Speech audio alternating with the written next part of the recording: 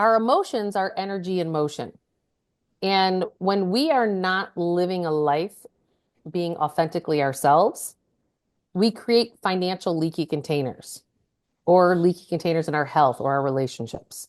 And what I mean by that is that we create parts where the foundation is not strong, and then it can potentially break down if you don't surrender into what your soul's path is here to do, which is a lot of the teachings that I've heard you many times talking and channeling and reading other books. That's what it's all about. But Mhm. there's this practicality piece of money is 3D world. So how do you like know all this spiritual stuff and doing all of this, but yet practically paying the bills, amassing wealth, and living in the 3D world? And I find many people feel like they need to give up their wealth or give up their incomes to follow their heart and soul, and that couldn't be further than the truth.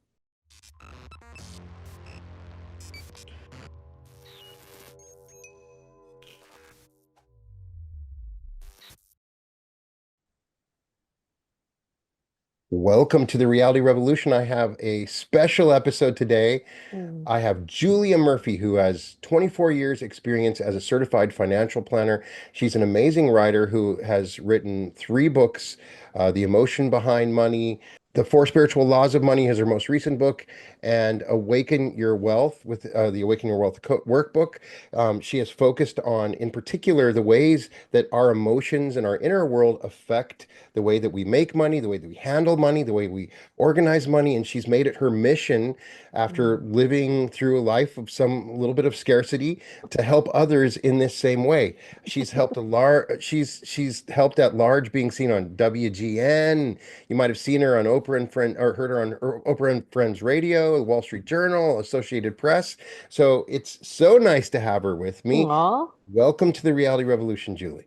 thank you, Brian. I appreciate being here. So excited.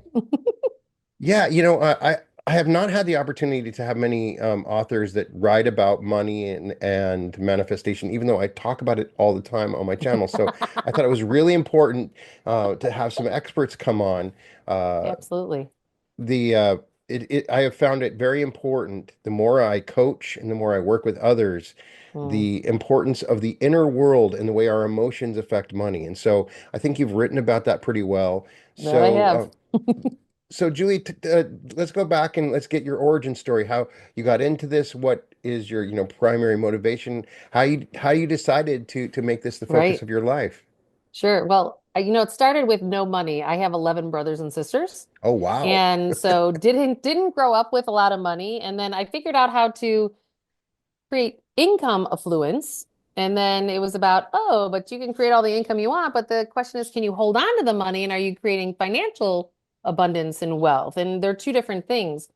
Put myself through school, went to the University of Illinois for my undergrad, University of Notre Dame for my MBA, just trying to figure out, okay, let's do this. I come from my dad's an electrician and my mom was an at-home mom and a retired school teacher when she had her first baby. And so it's really interesting that our country is filled with a lot of income affluence, but a lot of people have been trapped in this debt cycle, which I believe that's how you get trapped in the matrix. Mhm. It's your financial jail, if you will. It's a way that you don't keep your freedom. But it's the tool that so many people use financially. And I don't care if you make $1 million a year or $40,000 a year, it's the same human patterning. There's just more or less zeros.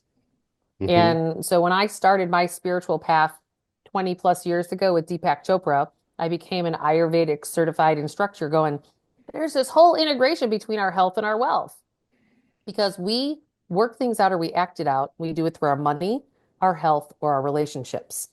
And so I found that when people were getting their financials in order, then their weight would go up or they'd wind up divorced so our emotions are energy in motion. And when we are not living a life being authentically ourselves, we create financial leaky containers or leaky containers in our health or our relationships. And what I mean by that is that we create parts where the foundation is not strong, and then it can potentially break down if you don't surrender into what your soul's path is here to do, which is a lot of the teachings that I've heard you many times talking and channeling and reading other books. That's what it's all about. But Hmm. there's this practicality piece of money is 3D world. So how do you like know all this spiritual stuff and doing all of this, but yet practically paying the bills, amassing wealth, and living in the 3D world? And I find many people feel like they need to give up their wealth or give up their incomes to follow their heart and soul, and that couldn't be further than the truth. Money is actually just the result of you following your alignment with self. Hmm. And so lots of experience doing it. My first book with the emotion behind money, that was, really people go, well, yeah, there is. And I'm going, well, it took Harvard until like 6 or 7 years ago to come out with a Harvard Business Review that said there's something to do with human behaviors that have to do with your money management. I'm going, It took them that long. it took them that long. But I was considered very unique in my industry that I even dealt with the human heart and human emotions. But yet it's the biggest magnet on the planet. And we're Hmm. ignoring it when we're doing money management. Makes no sense to me. Going, you have to pay attention to the biggest magnet because that's going to make or break your money scenario. So that's kind of what led me on my journey. And then I decided to make sure that I was letting my freak flag fly and not follow what the industry was telling me I needed to do. And I just go, no, I have this knowing I'm supposed to go over here. So I've been breaking patterning and thought processes in my industry for years. Love that. Well, first, before we go any further, congratulations on Notre Dame making the championship. I know. All right. I'm super One more game excited. to go. One more I'll be at the game. game. I will Oh, be there. that's awesome. I love it. Uh, so, you mentioned something about debt, and this is something Mhm. that I find as I work with people on the spiritual aspects of money. It's sort of an underlying secret pandemic that is going on. No So many doubt. people, and they don't talk about it. People are not wanting It's to go out. dirty. Yeah, people are not Dirty. wanting to go out and talk about the debt that Yeah. they have accumulated, and a lot of times people ignore it. They think, okay, I Hmm. can make that monthly payment, and then it just slaps them in the face one day. Becomes so overwhelming, they're Hmm. incapable of dealing with it. So talk to me about your experiences working with people with debt, and how we can utilize your understandings to overcome our debt. Yeah. So, I always talk about, and this is in my book, Awaken Your Wealth, that you have to clean up your financial past, which are your debts, while you're also living in the present moment and planning for the future all at the same time. And Hmm. here's why. If you only focused on cleaning up your debts, how does that make one feel? Keep hitting the grindstone, paying off the debt. It's like, hey, you have to stay on a budget and you can't live the life that you want to have because you're on a budget. It doesn't feel good to anybody. No. And if your feelings don't feel good, what happens? You're vibrating at lower emotions, which we now know disease develops at lower vibrating emotions. Cancer is at 44 megahertz. Diabetes is at 52 megahertz. We know these things. We know gratitude and joy and happiness is all up here. So if we're not doing the things in our financial behaviors, that's why I tell people to find your giggle. We have to giggle. We have to find the happiness. People go, well, I have all this debt and I need to figure it out. Well, that's why put your debt payments on autopilot. Have that thing just deposit or come out of your checking account the same way your paycheck gets deposited in your checking account. Because I need you to stop giving more energy to it. Just put it on autopilot and then live in the present moment. Like, are you doing and living the things that you want to do today? But then also planting the seeds for your tomorrow. Because if we don't stop your debt, which is just a part of your subconscious mind suffering cycle, that's all it is. It's just you finding another avenue to reinforce whatever happened to you before 7 years old of not feeling enough, not feeling worthy, or not feeling loved. That is where we get jammed up. So, what's trying to happen in the creation of your debt is that emotions that are stuffed in your physical body are just trying to come up and be felt because that little girl or little boy inside of you is sitting here going, I'm ready to heal. And then you distract yourself by spending more money on credit card debt or car debt or house debt to not feel those feelings. And then you're like, okay, I feel good. And then you have a spending hangover, right? So, well, how does one do that? You start to address it like, let's say you get a pay raise, or you get a tax return, or you get a bonus, or you get some money from family. Something that's new to you. It's not in your current daily operations. Divide it into three. So let's just say it's you get $300 more per month because you got a pay raise. We'll use a simple example. Take $100 of that, add it to your highest interest rated debt. So you're addressing your debt.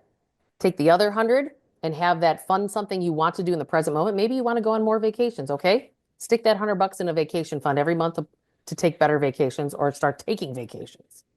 And the other 100, plant the seeds for the future to build your wealth. And that's what I mean to clean up your past while living in the present moment and plan for the future all at the same time. Do it with your newfound money, not with money that you're already operating on, because you're going to feel like a teenager and you're going to want to act out if I'm telling you today going, well, you have to stop spending so much money and you need to do this. Well, nobody ever wants to do that. Yeah. Nobody ever wants to. So you do it with the newfound money. And what happens is when you consistently do that over time, you wind up turning the boat in the other direction. You start to become your own bank. You stop depending on the system to support your lifestyle as much. Hmm. That's how it all starts to shift and change. But you have to decide that you love yourself more than you love anything else in this planet. That's So what it true. takes. What do you do with somebody that's just accumulated so much debt it appears to be overwhelming, you know? Making the minimum payment on a credit card is not going to work. No, And that's never going to so get you out you of the got to trap. find a way to pay this credit card debt off, but they're simply just not making enough to pay it. They spent the money as if it was money. That I've met people that treat like I've got equity in my credit card, like I got a little bit extra I can use for my in my credit Right, card. So right. what did that do those people are is bankruptcy or consumer credit counseling the only options, or is there still ways to utilize your teaching to overcome even that? Well, so here's the thing. If you declare bankruptcy or you do other routes where you call the credit card companies and you negotiate it down and you settle it out, Hmm. you still haven't addressed what caused the cancer in the first place. Right. This is the problem. Because like you can get divorced and you can get out of that marriage, but you're going to attract the same bird because you have to shift in some way so that the world shows up differently to you. It's the same in relationship to your money. So you could absolutely declare bankruptcy, get rid of it, and start with a clean slate. But if you're not a person who can control your emotions and not create spending hangovers from those credit cards, shut them down. People go, but I might need them. Well, but if you choose for it to be an option and you don't have the emotional or the self-discipline to not use them, then position yourself to be lucky and shut them down and find another way. There is always, always, always another way. Because what happens is when you decide in your mind that it's no longer an option to create more debt, then those other pathways start to open up as to what's the other solution. So let Mhm. me give you an example. Like I wanted to start my new life and combine households in a blended household after my divorce. I've been dating somebody for 7 years. And I was like, oh my gosh, but then there's 6 kids and it's a bigger house. And I'm like, but I don't want any more debt.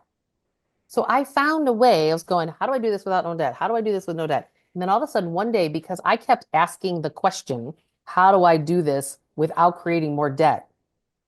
The answer came to me going, oh, for years, I've been needing to sell a piece of my company to my brother who's worked there for 16 years. And I was like, hey, Mark, what do you think about buying the part of the company now? He's like, I'd love that. And I was like, seriously? I was like, okay. So what's the difference to me if I have an asset in a business or I have an asset in a house? They're both assets to me. They're both things that I own, Mhm. right? And it can be done, and it doesn't have to be big. It can be small things too. But the piece is that most people are not processing the emotions of the reality that they've actually created for themselves. Now, that's the second step in the process I have with clients. It's not the first step. Right. And the reason that is because if you only looked at your reality, you probably wouldn't be that happy, No. right? Because you're kind of going, shoulda, woulda, coulda. And then you start beating yourself up. All the shame, blame, guilt, and judgment starts to come up. And so the first step in my process in working with clients is I want you to dream the new dream. What's the dream? So for me, the dream was is to combine this blended family get us into a house that everyone had enough space to go off in their corners if they wanted to, so we weren't living on top of each other. Because growing up with 11 brothers and sisters, we grew up on top of each other, right? I We had a can imagine. three-bedroom house. I was not living like that again. Right. So it's about dreaming the new dream. And usually those dreams, they start small because what our brains do is we sit there and we go, oh, I really like this. But we say, but I can't have it. Like we instantly go there as humans.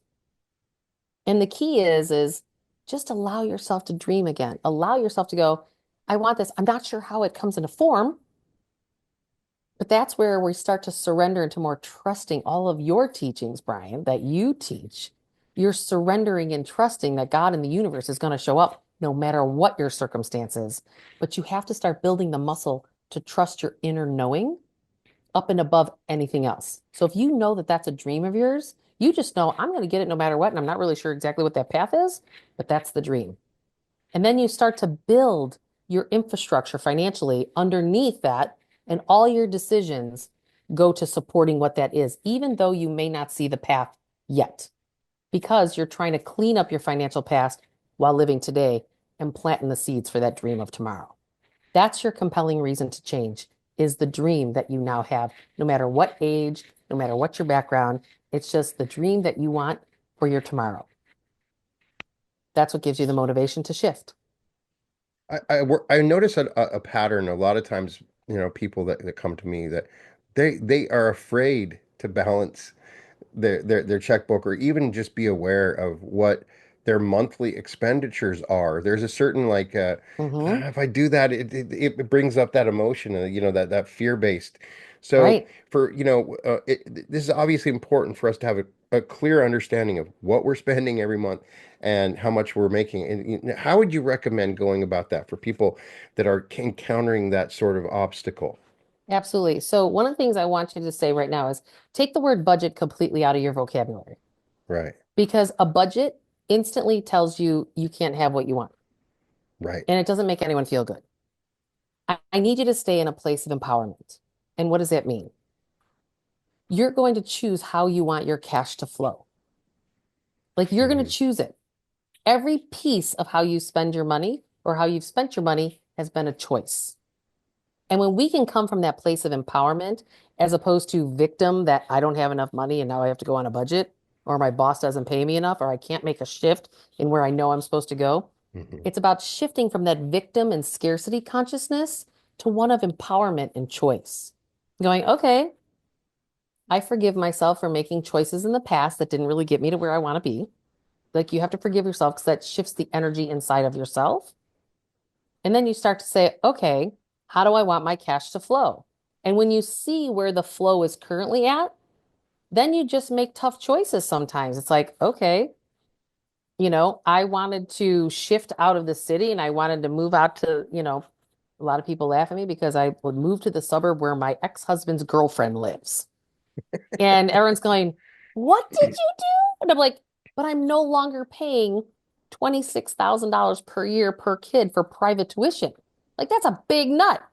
Right, I'm like going, and that's a way that I could do it without having to pay him more money to do that. Right. right, So I chose to do those things. Right. right. But I could be victim going, well, the only way I could get out of paying him was to live where his girlfriend lives. Right. I could certainly go to that victim mentality. Right. And it's so easy for all of us financially to go to that victim place, victim of the system, too much debt, not enough cash flow. But choose it from a place of empowerment. So saying, okay, when you're looking at your housing costs, I had one woman, she's like, but I really love my three-bedroom place that I live in.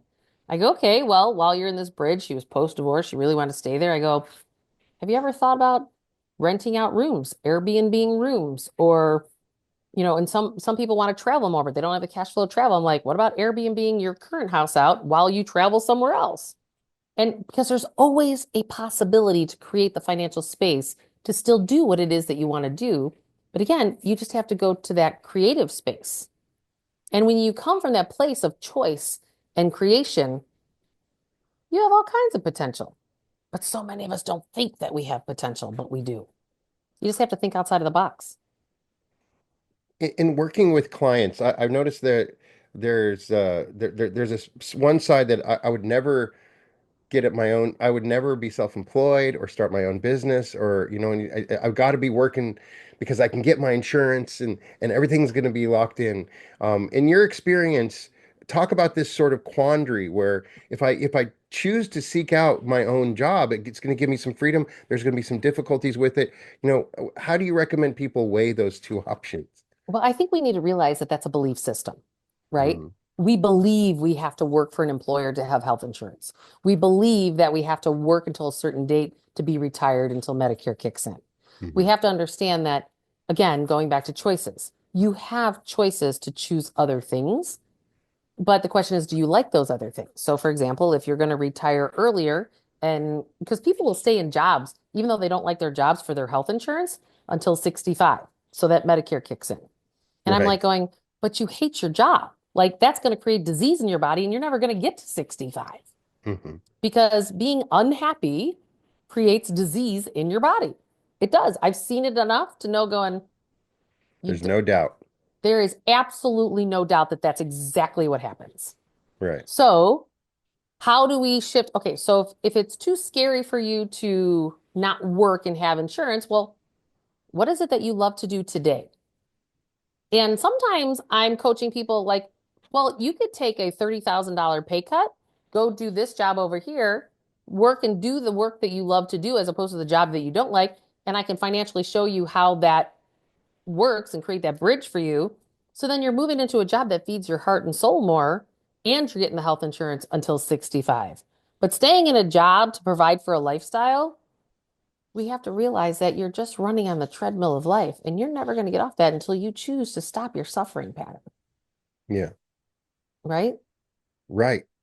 So it's interesting when we look at what people are, trying to survive and with inflation and things like that. I come to people and they're just constantly looking out at what's happening in the world. Oh, there's a recession coming and inflation's coming, and I get people that are unwilling to make decisions because they're constantly reading off of what the economic indicators are. And I'd love to get your perspective on how we can sort of ignore what's happening in the outside world because that just ends up being a limitation. Right. So, I categorize people in my first book of the poor, debtors, dreamers, accumulators, and then rich but empty. Because Hmm. everyone who is considered poor, debtor, dreamer, and accumulator think that once they amass enough money, then they will be happy. And then they get there and then they're rich but empty. And why is that? It's because no matter what your financial circumstances is, you could choose to be happy at any place along that boat. You don't have to amass the wealth to create the happiness. But we have a belief system. Yes, wealth and money gives you choices. There's no doubt, right? But that does not create the sustainable happiness. I watch people who make $40,000 a year and they are way happier than my clients that have 30, $300,000 of income or $500,000 of income because it's about quality of life. That's true abundance.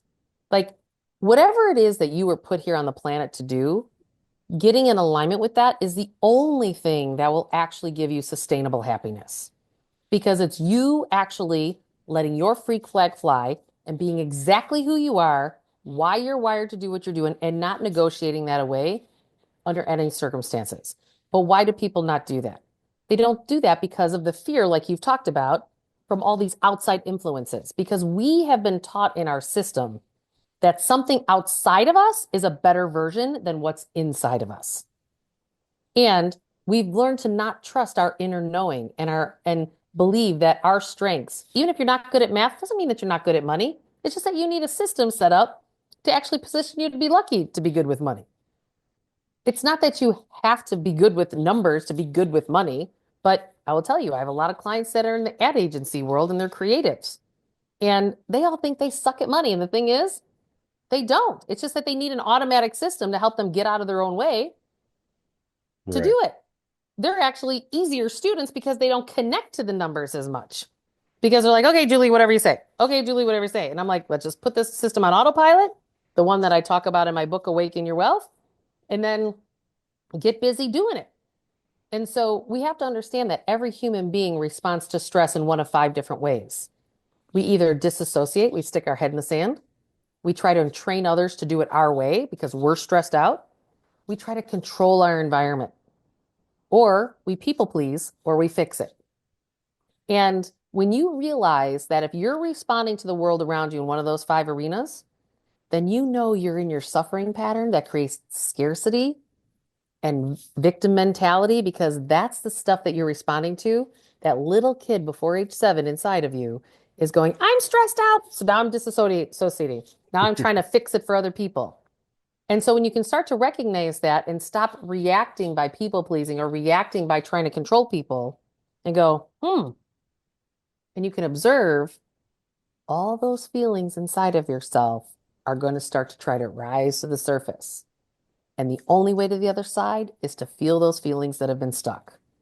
And that's when you start to create the space to trust more of your inner knowing than thinking that something outside of yourself, like economic indicators or the Fed or politicians or bosses or older aunts and uncles or friends, know better than you than your internal knowing.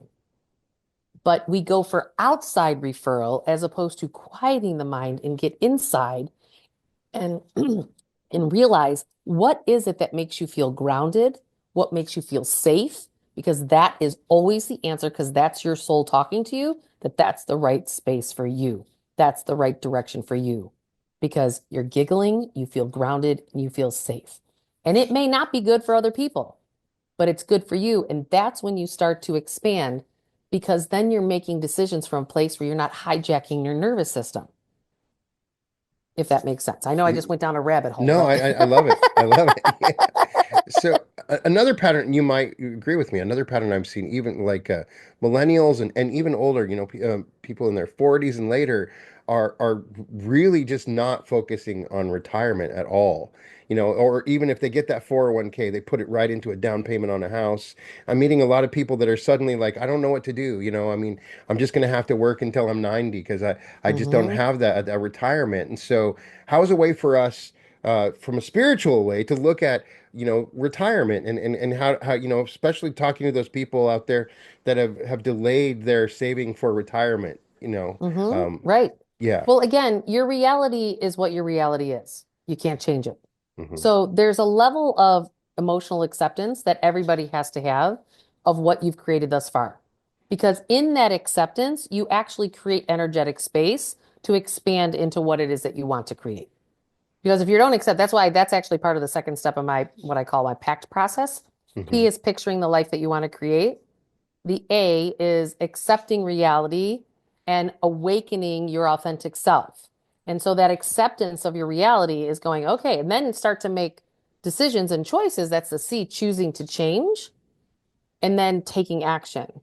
So when it comes to retirement, so I talked about your financial past, your present moment, and your future. So it's like your debt, your cash flows, and your assets that you've built up.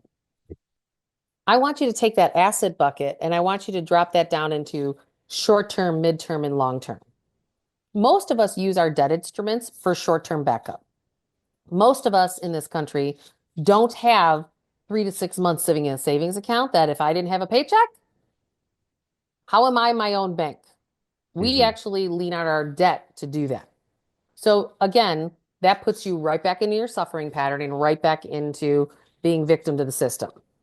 So when I first meet people, I'm going, okay, if we had going back to my example of you have $300 more per month, and I know this is a low number, it could be 3,000, it could be 300, it doesn't matter. If you have 100 of that 300 going to building your future and planting those seeds, if you don't have an emergency bucket, okay, start an emergency reserve bucket and have $50 a month go there, $50 a month into your midterm, and then or $25 there, and then 25 in your retirement. People go, well, that's just not that much. Why would I even bother starting? Like, because you have nothing but the reality that you have. You Hmm. have to start with where you're at.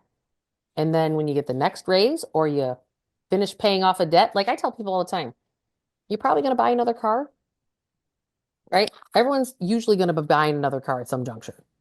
Well, when Right. you're done making that car payment, change the system. Open up one of those high yield savings accounts that you can name it and call it your car fund. If you're paying $500 a month to Toyota, now pay that $500 a month to your own savings account. So your next car, you're playing offense and you have cash to pay for it as opposed to, again, paying the man, right? Like you can't get into as deep into your spiritual path if you're distracted by all the fiscal dysfunction that you have going on. It's going to be the distraction for you actually being your authentic self on the planet in this time frame. And then you've got everyone and anyone who's trying to control you because the debt system was created to control the masses. And once we start to realize that that's the tool and what it's here to do, Mhm. go, I don't want to be controlled. Well, this is why your spirit's looking out for people like you, Brian, to go, okay, I'm waking up. What the hell do I do? Like, who are these Icturians? Who are the Palladians? Like, what are you talking about? Like, how does this have to do with my soul? But for some reason, you have this knowing going, I'm totally drawn to that and I need to listen to this.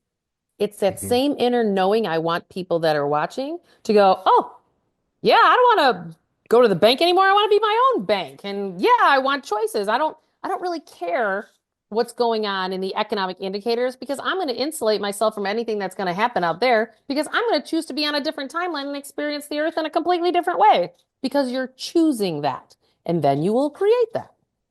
Right. We have to understand it's all a choice. It's all a choice, 100%. So, what I find interesting when we begin talking about this, when I'm working with it, I'd love to get your perspective because you're on the number side of it. I'm on the spiritual side, kind of. You're still on the Mhm. spiritual side.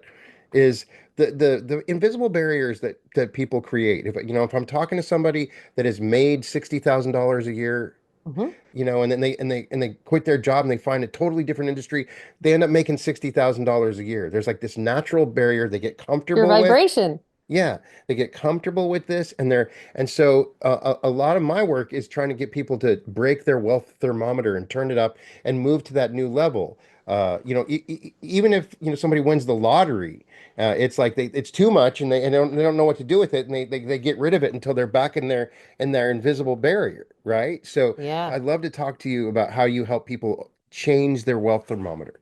Well, so it's about building the muscle to another vibration, right? Hmm. So it's just like building the muscle of trusting yourself.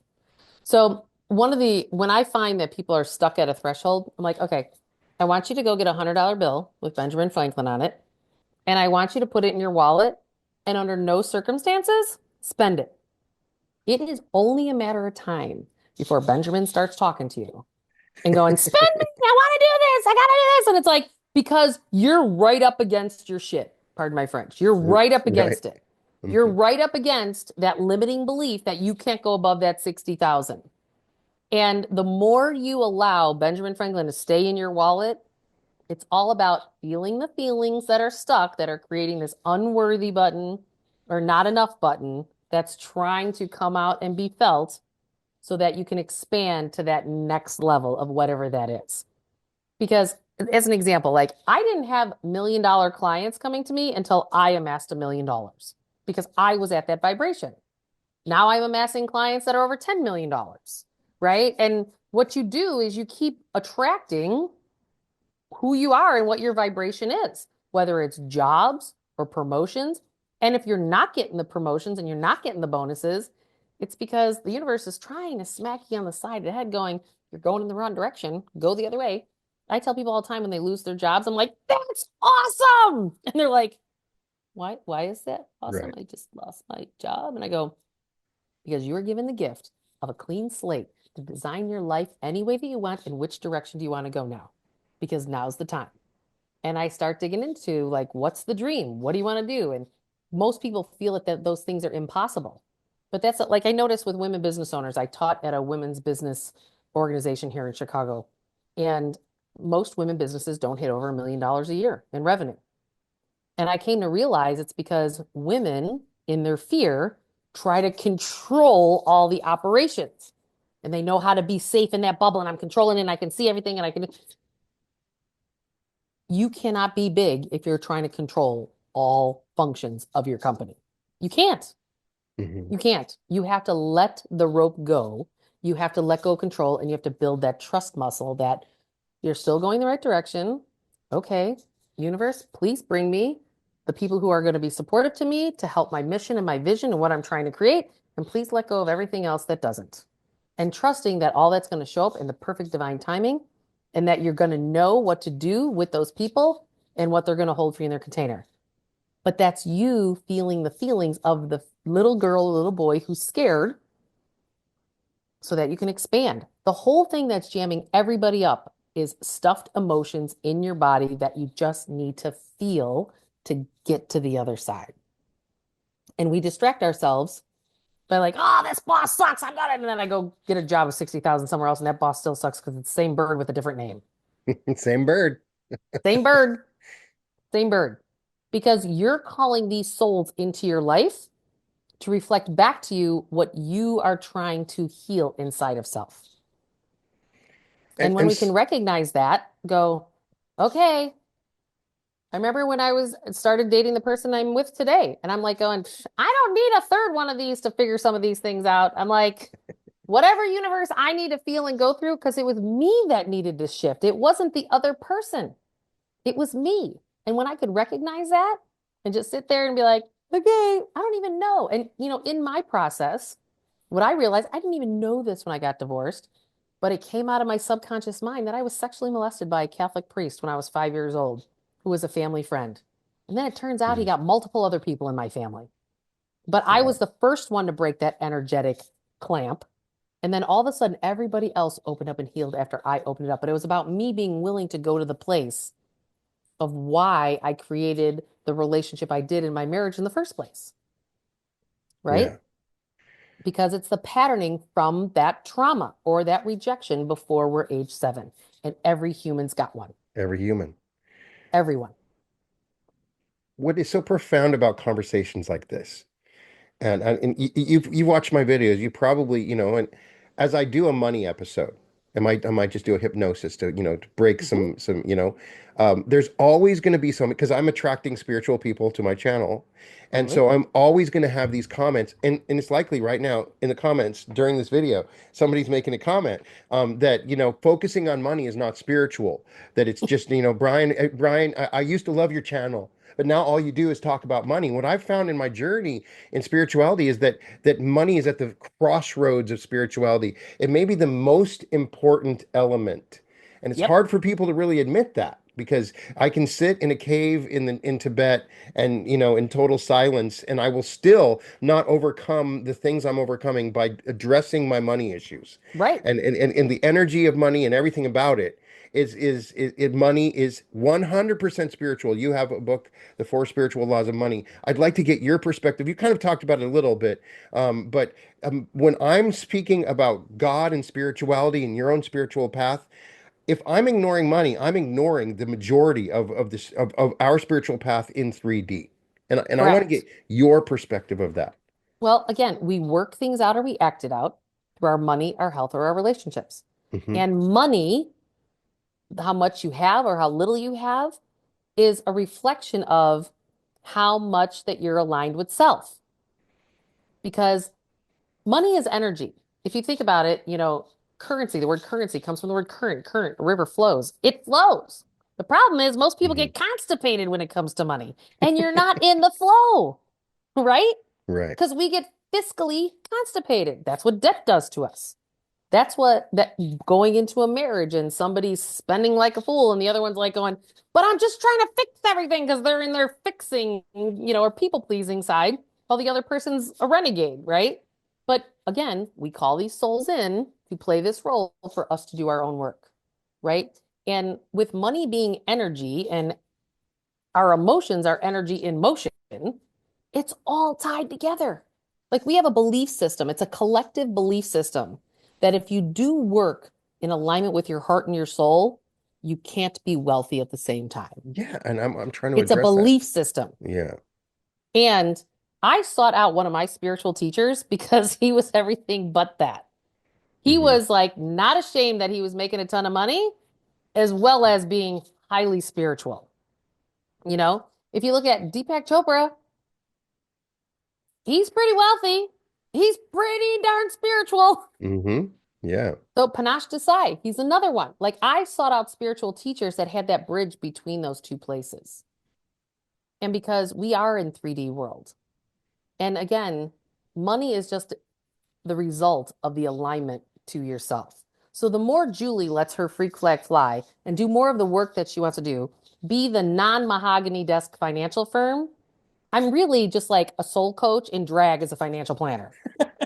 Like that's really because I'm helping people align with themselves, but financially people are stuck. So they don't shift because they're stuck in lifestyles or marriages or jobs and they don't know how to get off that trajectory.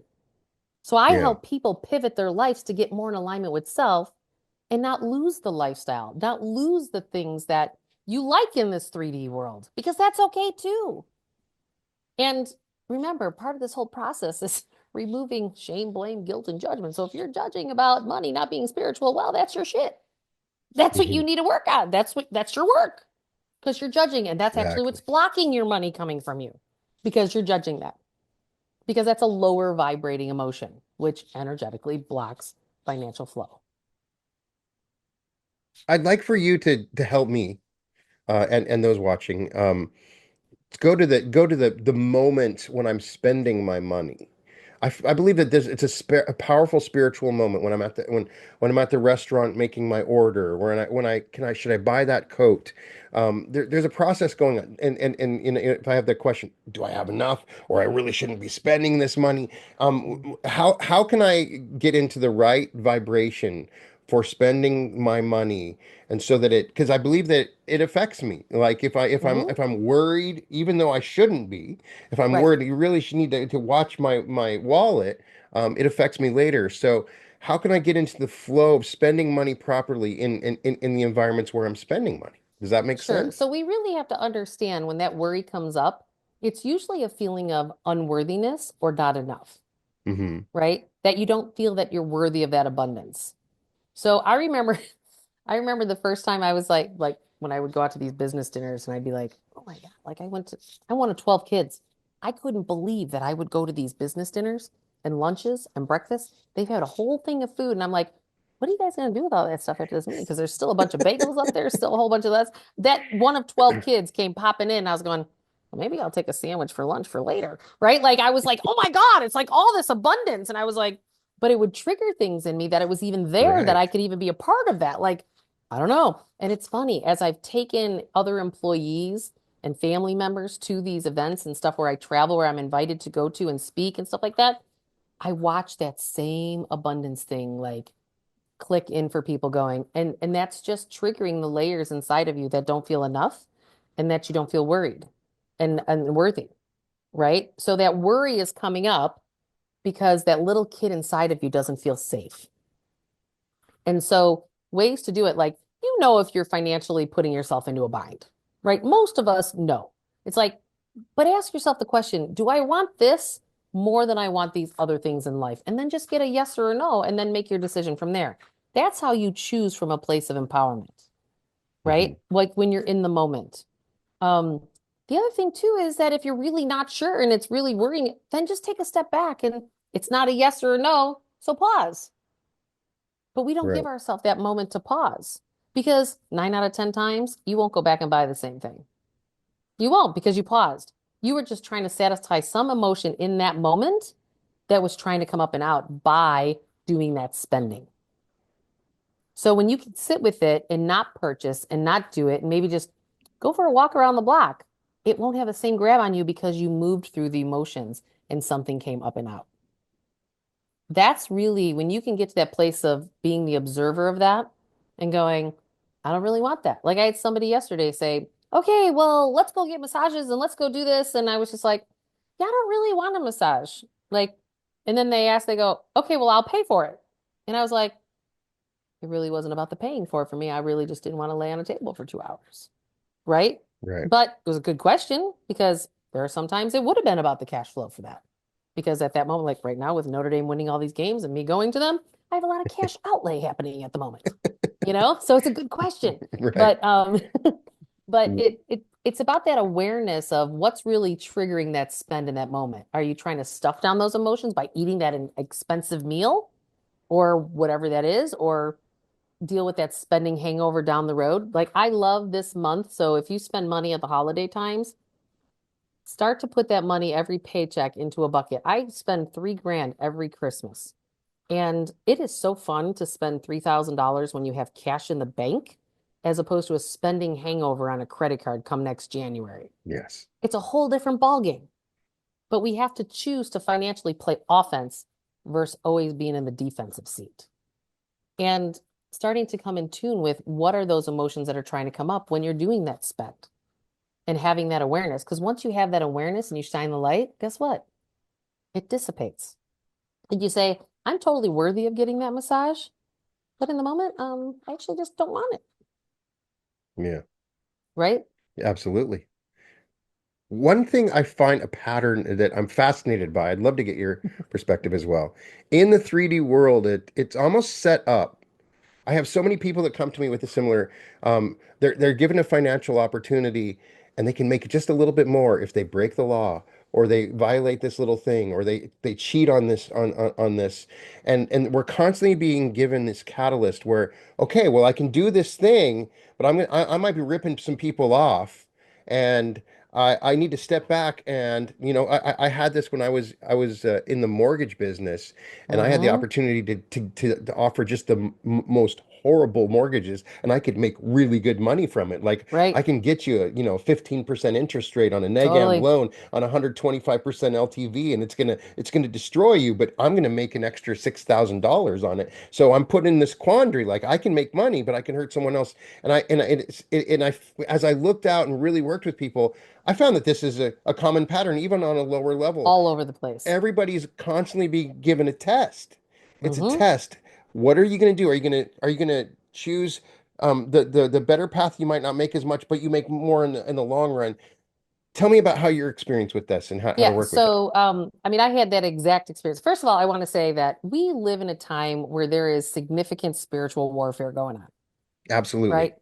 It's the light versus the dark. So Hmm. the dark is constantly trying to get us to change our vibration to not hold the light body, right? So when we are tested with those things and we say, you know what, I'm not going to do that because I know the universe is going to, because it's a scarcity mentality that I got to do this so I get Hmm. this for my family, right? But when you don't do that and say, okay, universe, I'm going to do the right thing by this person and do right by me, my family. So can you just have it show up to me in a different way? Like when we use the energy in that perspective and you have that trust and that knowing, all of a sudden, let me give you an example of this in business. So I had this client, bless her heart. I certainly hope she's happy today, but she was quite the crab on a regular basis. Like Right. everybody would be like, oh my God, she's calling the office. And we kept doing the right thing, doing the right thing. And I knew it was only a matter of time before we were the problem, right? Hmm. I got that email one day. It was like a dissertation. And she's like, I just am considering that I'm not going to work with you guys anymore. And I just sat with it. I didn't react. I sat with it. And I said, I agree with you with one thing. I think our business relationship is over because nobody in my office felt good helping her. Like Hmm. it was her emotional projection was thick. And I said, but I want to help you to get to wherever it is that you want to go. I said, just let us know and we will support you in any way that we can. About 2 weeks later, I get a phone call from an ex-employee of mine who moved because he married somebody whose dad was a financial planner in California, and I'm in Chicago. Hmm. He goes, so and so called me and she wants to become my client. Jewel, I'm not stepping on your toes. You've taught me my entire career. I said, wow, that $2.5 million account will really make your month, wouldn't it, kiddo? And he goes, yeah, kind of would. And I go, you know who she is. You know what she suffers through. I also know when you worked for me, you worked very well with her because he had a couple sisters and he just held that container to talk her off the ledge. And I just was kind of done. I said, that sounds good, Jordan. Go for it. And we did the right thing, even though I lost a $2.5 million account. Hmm. What I did immediately after that is I said, all right, universe, I did the right thing by her. I did the right thing by my ex-employee. Now send me more clients like this one who I absolutely love working with. And I spelled out what I wanted. Do you know within like 3 weeks, that top client referred me to her four best friends, and we wound up managing about 17 million after all four of them became clients. Amazing. That's Yeah. what happens And I can tell you 20 other examples of that, how that's happened to me in business. When you do the right thing for people and you stay higher vibration and higher light, the part I think that people are missing is they don't ask for what it is that they want to then call in from the universe. Right. It's like, oh, I gave that up, but I did the right thing and I didn't make that 6 grand and blah, blah, blah, blah, blah, blah, blah. You just say, you know what? I still want to make this and I don't want to do it at my cost. I want it to be with ease and grace. I still work with those 4 other ladies today, and they're still clients and their money keeps growing. And when you come from that abundant place, doing right by people, and because it's not about them winning and you losing, that's the part that we think, our brains think, well, they won. The company won because they sold the mortgage, the client won because they got the right thing, and I got screwed on my payment. Like that's how people interpret it. Hmm. I'm going, no, no, no. Everybody can win on the channel, and you just have to have a belief system that everybody can win along the channel, and then call in what you want. It will show up like that because you chose to keep your vibration. But you are going to be tempted. It is spiritual warfare. And we have to continue to make choices that keep the light body strong so that the darkness and these products dissipate in our world so that we're not creating financial dysfunction and more challenges across our globe. And I guarantee somebody out there right now has this choice because it's so Yeah. universal. And so I'm saying, if you make the right choice and just trust us, I promise good things are going to come from it. Don't, I know that it feels so urgent and tangible. You can make this money right now. You're going to regret it. You're going to regret it in so many ways. You know And what? know that when you take that money and it wasn't the higher vibration, you're also going to get the ripple effect of that. Absolutely. You just 100%. created a leaky container where something else is going out the door Mhm. because you didn't do the higher vibrational thing for that person. You will guaranteed get kicked in the teeth. I Absolutely. guarantee it. And the regret, you're going to have to Mm, spend time forgiving yourself, the all of it. It's what you said made me think about Tim Ferriss in his 4 hour work week. He had the same thing. He had, this great client. He's making a lot of money, but just constantly complaining all the time. And you know what? He made that choice. It is profitable for me to let that person go because I'm happier. And as soon as he did, he had other clients come in, and I, yep. that's not the first I've heard of it. So, um, Mm-hmm. I want to speak to, um, because this kind of demographic is also attracted to my channel, Mm-hmm. and I want to speak to them too. There's the person that's sitting in their car. There's a person in extreme poverty. There's the person that doesn't have a home. And it can feel like there's a feedback loop where it just, Mm-hmm. it's all they see around them is lack, and Right. there's no possibility. I don't think I can get the job. I want to speak to them because, Absolutely. those are the people I've been called to. I really feel like that they're Mm, just one step, one thought, one action away to overcoming it, and don't give up hope. yep. You can speak to that as well. Please help Oh, me. for sure. Yeah.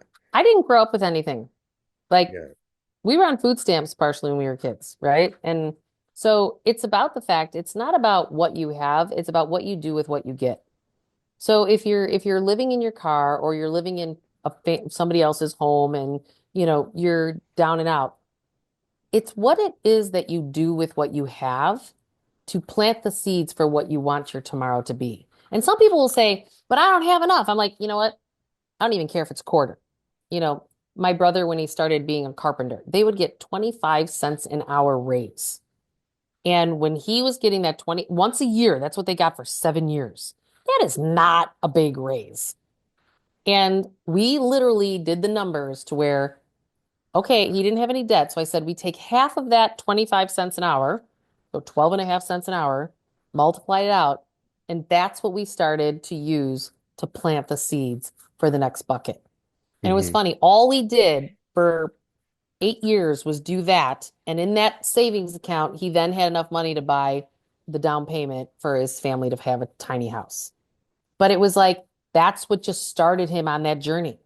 It's like you have to choose to start to break the pattern because they may be the person, you may be the person that is breaking all that scarcity patterning in your entire lineage. Like you Hmm. might be here to be that person to do that. And if that is your role and that resonates with you, keep following your inner knowing because you are the one leading the charge for your entire lineage to open that up. Like it was unbelievable to me that when I first got divorced, my sisters all had problems with their spouses because all of a sudden I stopped putting up with things and then they were like now finding their voice more with their husbands. They're all still married, so they worked it through, but it was like I shifted the female lineage in my family. And it wasn't just my sisters, it was my cousins. It was, it went across the board because I was a woman who stepped into more of her empowerment and not subservient, right? And so if you're that person who's struggling financially, then make choices as little as they are to plant the seeds for the tomorrow because it doesn't matter how many they are. It doesn't matter how many zeros there are.